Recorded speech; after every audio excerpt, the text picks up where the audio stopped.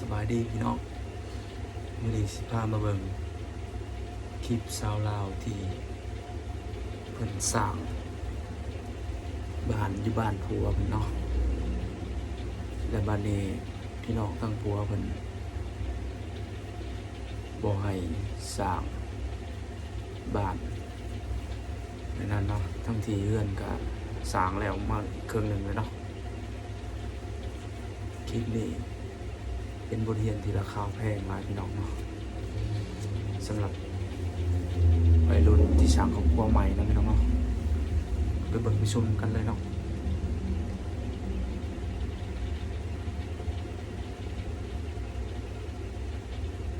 บ้านเป็นหลังบางใหญ่เลยนะพี่น้อง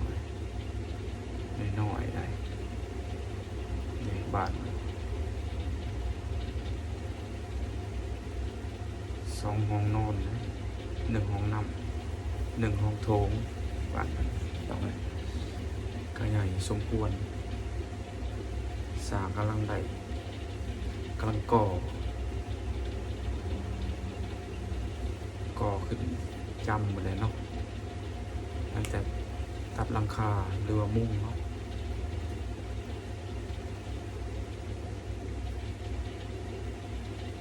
นี่กว้างห้องมัน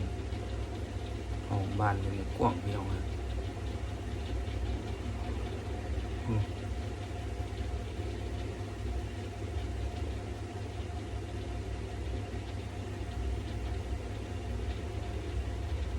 แต่สิได้พี่น้องเนาะ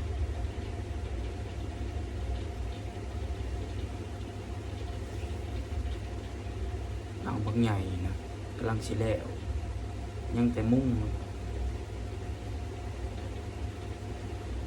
แล้วก็แล้วบ้านนี้เพิ่นให้ถูกทิ่มพี่น้องเลยโอ้แต่สิได้พี่น้องนี่ถูกแล้วมันหาคนมาถูก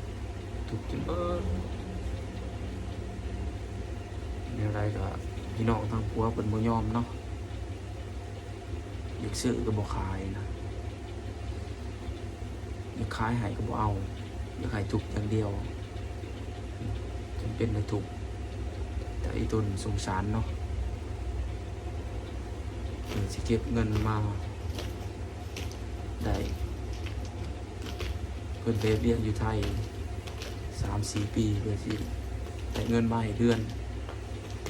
หลังสำนี้บ่แม่นง่าย